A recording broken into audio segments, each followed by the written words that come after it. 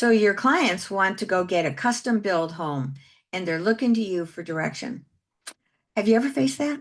I have, not too many times, just trying to think. I can think of two right off the bat, and one was a waterfront home and one was on land that I'd helped sell for my client, and they were now wanted to build a custom home on it. I'm Kathy Burns, and I'm a realtor here on Real Estate Riches. And if you like this kind of talk, please subscribe below and let's have conversations about our real estate worlds and learn and grow from them. That's basically what this channel is all about, is how do we help each other? What are our stories? What are our stories that we can learn from and grow from? So about, oh shoot, 6, 7 years ago, clients of mine who I had done so many transactions with, waterfront home after a home, family members like crazy. I think I did 14 sides with that family. So these are treasures to me, and they've become dear, dear friends. Well, they wanted to build a waterfront home, and they had found a waterfront lot. So we bought the waterfront lot, did our due diligence on that. They loved it. It was right down the street from their daughter, who they adored and hung out with all the time. And they were going to build the waterfront home that they'd really always wanted, instead of trying to buy older ones and then refinish them the way they wanted them. So this was going to be it. And so our firm was aligned with a custom builder who was really starting to grow. And I had seen their homes and they were beautiful. And I'd been to their offices and they had great stuff. And I thought, okay, this is going to be good. And we will align ourselves with this builder. And so they interviewed with them. They liked them. The price was wonderful. And then the process began. Now, this builder was kind of launching their career. They were really starting to grow. And I think they were growing faster than they could keep up with, because the quality and the communication started to diminish.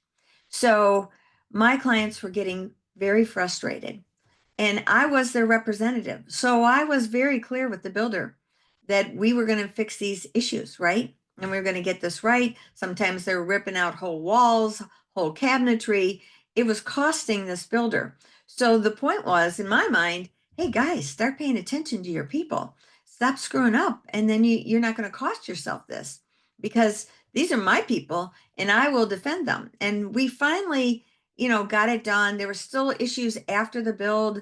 These big sliding glass doors wouldn't slide. You had to be a Hulk Hogan to be able to get the door open, which was ridiculous. And it was a lot to get them to get it resolved. They would blame it on the manufacturer, which it may have been. But somebody put the frame in. Who put the frame in that put the door in that made it warp so it wouldn't open? The point was, if I was that builder, man, I'd be bending over backwards, even if it cost me money, because my reputation is worth more, especially in this social media society. Then I'm going to make this right. And I'm going to make my vendors make things right so that I'm not eating all the stuff here. And so, anyway, when it was all said and done, the husband says to me, Kath, we love our home. It turned out beautiful, and we're disappointed in how they handled stuff. They did do come back and fix things. Toward the end, we really had to fight to get those things done. And it's not truly a custom home. There's a lot of stuff in here that isn't custom, and we're disappointed in that for the amount of money that we paid. And thank God it didn't wreck our friendship, because of how they saw that I fought for them. And that was an important point. So a couple years later, another gal that I've done business with sold one of her places, and I said their name again. And I said, however, reach out to our mutual friend and ask him about his mother-in-law's experience and see if you would want to go forward. Well, she's one of those people that just dives into stuff and was ready to go. I don't know how much of a conversation she had with them. She did know that they had challenges. One of the things that I said, though, was that builder stood behind it and fixed it and made it all right, which he did. So I figured he would probably do the same thing. Now, she went and just went directly to the builder, and I was not her agent on that thing. That's an important tip right here. Because she went directly to the builder and I didn't make myself clear enough that you're going to need representation for someone to fight for you, she has no representation. She has the agent that on the other side represents the builder, but she had no representation. So I reached out to the builder and I said, I sent her over here, so I'm going to kind of keep checking on it. I wasn't going to make any commission on this, which is a shame because it was over $1 million. I would have liked the commission, but that's not the point. This is a friend of mine and a client of mine, and she's in my networking group. We do business together. My reputation is what's stake here. The money, although nice, is unimportant.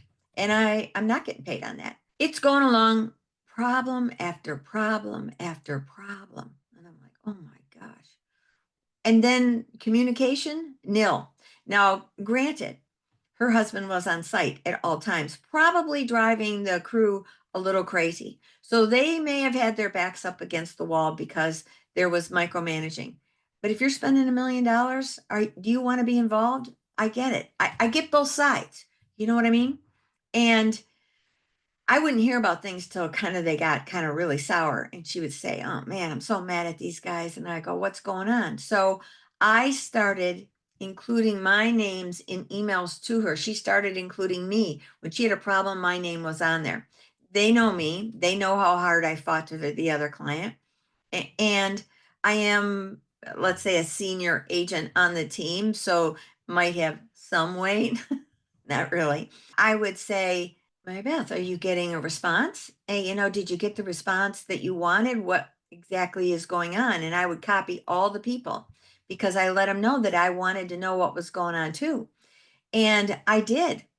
And now they had to take all the brick off the house because it was literally water was going in behind the brick because they had put the windows in wrong and hadn't sealed things right. It was a nightmare. Then it turned out that there was a problem with the brick itself. So they came and picked all the brick up, took all the brick away. Didn't tell her. Didn't tell her.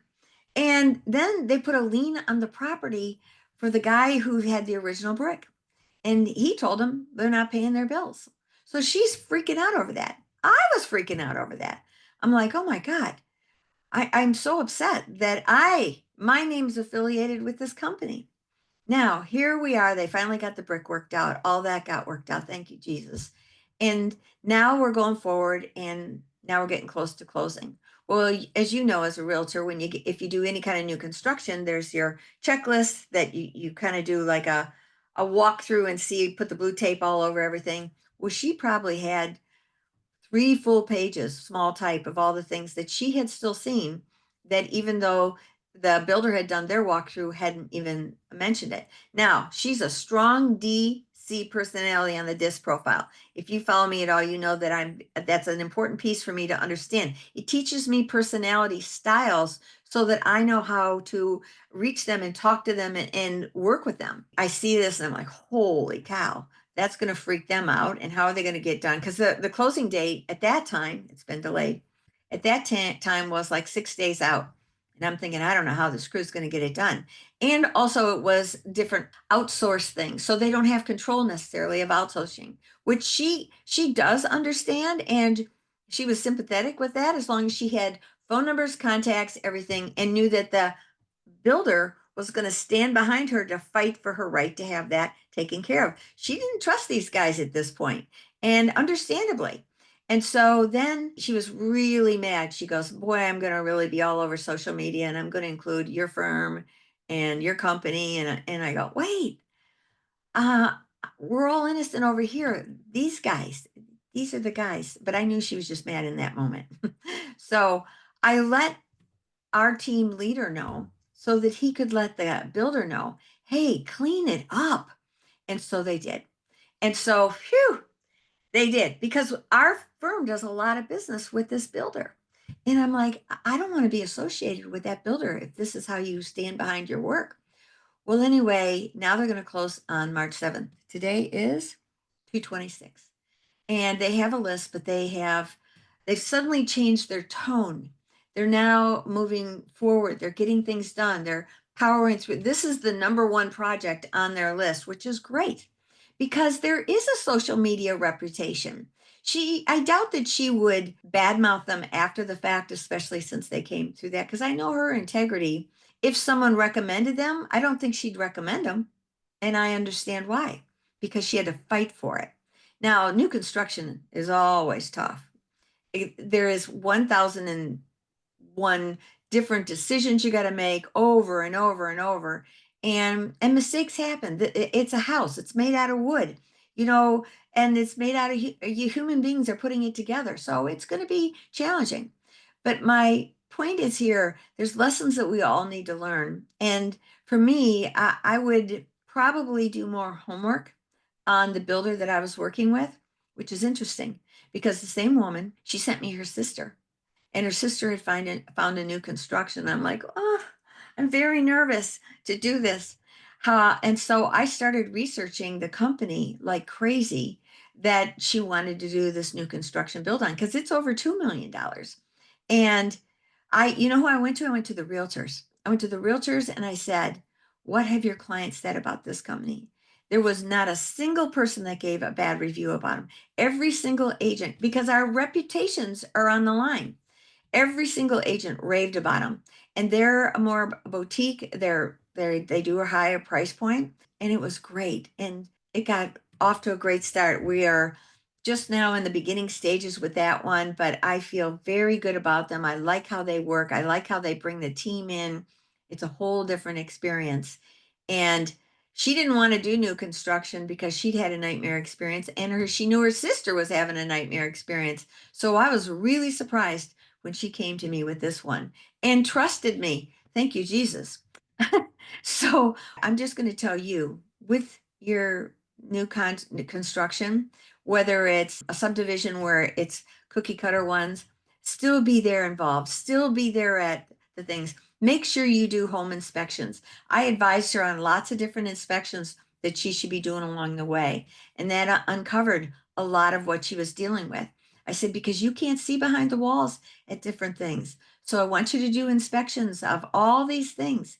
And that's when stuff popped up and they were annoyed. I don't care. Sorry. And she appreciated me for that. And these are things you kind of learn along the way. And that's why I'm trying to share these tips with you so that you get it. These are the real estate riches. That's my story for today on new construction, especially custom construction, how important it is because your reputation is everything. So is your builders. So do your homework before you start aligning your clients with them. Do better than I did with the one company. So if you like things like this, please subscribe below. I've learned a lot of things over these years that I've been in business. So if you want to schedule a business strategy call, let's do it. Let's see if I've got some other things that might be beneficial. And I'm doing webinars on AI ChatGPT, which is changing at momentous speed. So if you want to be involved with that, let me know. I'll probably do another one in late March. And in the meantime, do well out there. I believe in you.